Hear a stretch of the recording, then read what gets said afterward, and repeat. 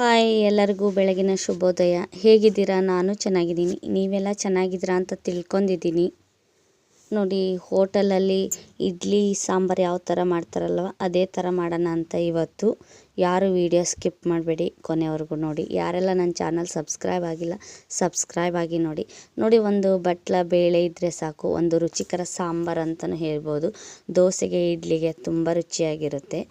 ನೋಡಿ, ನಾನು ಕುಕ್ಕರಲ್ಲಿ ಕೂಗಿಸ್ಕೋಬೇಕಿತ್ತು, ಬಟ್ ಪಾತ್ರೆಯಲ್ಲಿ ಬೇಯಿಸ್ಕೊತಾ ಇದ್ದೀನಿ. ನಿಮ್ಮ ಮುಂದೆನೇ ಕಾಣಿಸ್ತಿದೆ. ಯಾರು ವಿಡಿಯೋ ಸ್ಕಿಪ್ ಮಾಡಬೇಡಿ, ಕೊನೆವರೆಗೂ ನೋಡಿ. ಬನ್ನಿ ಯಾವ ಥರ ಮಾಡೋದು ಅಂತ ನೋಡೋಣ. ನೋಡಿ, ನಾನು ಸ್ವಲ್ಪ ಕೊತ್ತಂಬರಿ ಕಾಳು, ಸ್ವಲ್ಪ ಜೀರಿಗೆ, ಒಂದು ಬೆಳ್ಳುಳ್ಳಿ, ಒಂದು 7-8 ಒಣಮೆಣ್ಸಿಕಾಯಿ ತೊಗೊಂಡಿದ್ದೀನಿ ನಾನು. ಮತ್ತು 4 ಮೀಡಿಯಮ್ ಸೈಜು ಟೊಮಾಟೊ ಹಣ್ಣು ಚಿಕ್ಕದಾಗಿ ಕಟ್ ಮಾಡಿ ಇಟ್ಕೊಂಡಿದ್ದೀನಿ. ಮಿಕ್ಸಿ ಮಾಡ್ಕೊಂಬರಬೇಕು. ಬನ್ನಿ ಇವಾಗ ಮಿಕ್ಸಿ ಮಾಡ್ಕೊಂಡು ಬರೋಣ. ನೋಡಿ, ಮಿಕ್ಸಿ ಜಾರ್ಗೆ ಹಾಕ್ತಾಯಿದ್ದೀನಿ ನಾನು ಅದನ್ನೆಲ್ಲ ಐಟಮ್ಸು. ನೀವು ಖಾರಕ್ಕೆ ಎಷ್ಟು ಬೇಕೋ ಅಷ್ಟು ನೋಡಿ ತೊಗೊಳ್ಳಿ. ಒಣಮೆಣ್ಸಿಕಾಯಿ ನೋಡಿ, ಇದು ನಮ್ಮ ಕಡೆ ಬ್ಯಾಡಗಿ ಮೆಣಸಿಕಾಯಿ ಅಂತವೆ, ಮೀಡಿಯಮ್ ಖಾರ ಇರುತ್ತೆ. ಹಾಗಾಗಿ ನಾನು ಒಂದು 7-8 ತೊಗೊಂಡಿದ್ದೀನಿ. ನೋಡಿ, ನಾನು ಒಗ್ಗರಣೆಗೆ ಒಂದು ಈರುಳ್ಳಿ ಕಟ್ ಮಾಡ್ಕೊಂಡಿದ್ದೀನಿ, ಒಂದು ಮೆಣಸಿಕಾಯಿ ಒಂದರಲ್ಲಿ 2 ಕಟ್ ಮಾಡ್ಕೊಂಡಿದ್ದೀನಿ, ಸ್ವಲ್ಪ ಸಾಸಿವೆ, ಸ್ವಲ್ಪ ಜೀರಿಗೆ ಮತ್ತು ಕರಿಬೇವು ತೊಗೊಳ್ಳಿ. ನೋಡಿ, ಒಂದು ಪಾತ್ರೆಗೆ ಎಣ್ಣೆ ಕೂಡ ಹಾಕಿದ್ದೀನಿ. ಸಿಂಪಲ್ಲಾಗೂ ಆಗಬೇಕು, ಬೇಗ ಆಗಬೇಕು, ಒಳ್ಳೆ ರುಚಿನೂ ಚೆನ್ನಾಗಿರಬೇಕು. ಹೋಟ್ಲಲ್ಲಿ ಯಾವ ಥರ ರುಚಿಯಾಗಿರುತ್ತೆ ಸಾಂಬಾರು ಅದೇ ಥರ ಮಾಡೋಣ ಇವಾಗ. ನೋಡಿ, ಎಣ್ಣೆ ಕಾದಿದೆ, ಸಾಸಿವೆ ಜೀರಿಗೆ ಕೂಡ ಹಾಕಿದ್ದೀನಿ ನಾನು. ನೋಡಿ, ಒಣಮೆಣ್ಸಿಕಾಯಿ ಕಟ್ ಮಾಡ್ಕೊಂಡಿದ್ನಲ್ವ ಅದನ್ನು ಕೂಡ ಹಾಕ್ತಾಯಿದ್ದೀನಿ, ಮತ್ತು ಈರುಳ್ಳಿ ಕೂಡ ಹಾಕ್ತಾಯಿದ್ದೀನಿ.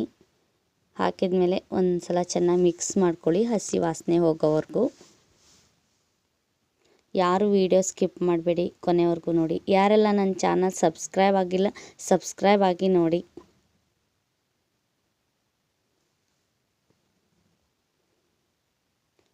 ಬನ್ನಿ ಇವಾಗ ರುಬ್ಕೊಂಬಂದಿದ್ನಲ್ವ ಅದನ್ನು ಹಾಕ್ತಾಯಿದ್ದೀನಿ. ನೋಡಿ,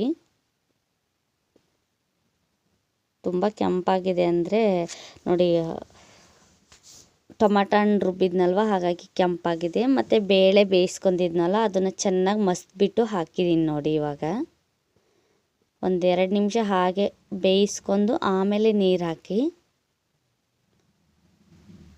ನೋಡಿ, ನಾನು ಇವಾಗ ನೀರು ಮಿಕ್ಸ್ ಮಾಡಿದೆ. ನಿಮಗೆ ಎಷ್ಟು ಪ್ರಮಾಣದಲ್ಲಿ ನೀರು ಬೇಕೋ ಅದನ್ನು ಅಷ್ಟು ಹಾಕ್ಕೊಳ್ಳಿ. ನೋಡಿ, ನಾನು ಇಡ್ಲಿಗೆ ಸಾಂಬಾರು ಮಾಡ್ತಿರೋದು ಸ್ವಲ್ಪ ಮೀಡಿಯಮ್ ಇಟ್ಕೊಂಡಿನಿ. ತುಂಬ ಗಟ್ಟಿಯಾಗಿ ಮಾಡ್ತಾಯಿಲ್ಲ, ತುಂಬ ನೀರಾಗಿ ಸಾರು ಮಾಡ್ತಾಯಿಲ್ಲ. ಒಂದು ಅರ್ಧ ಸ್ಪೂನು ಸಾಂಬಾರು ಪೌಡ್ರು, ಟೇಸ್ಟಿಗೆ ಉಪ್ಪು ಹಾಕ್ತಾಯಿದ್ದೀನಿ. ನೋಡಿ, ನೀವು ಉಪ್ಪು ನೋಡಿಕೊಂಡು ಹಾಕ್ಕೊಳ್ಳಿ.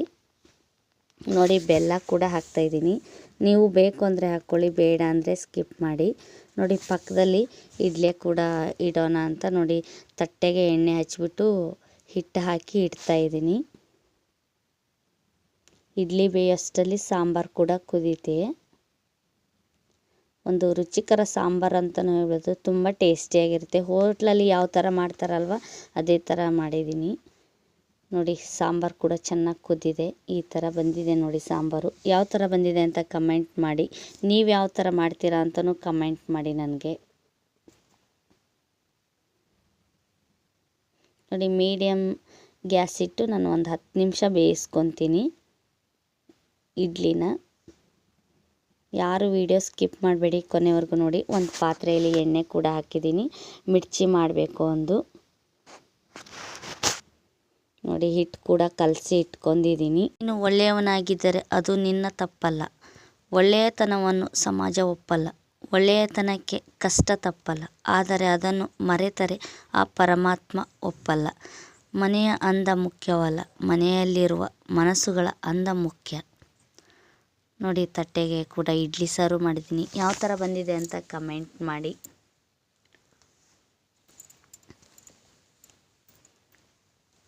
ಇಷ್ಟೊತ್ತು ನನ್ನ ವಿಡಿಯೋ ನೋಡಿದ್ದಕ್ಕೆ ಎಲ್ಲರಿಗೂ ಧನ್ಯವಾದ.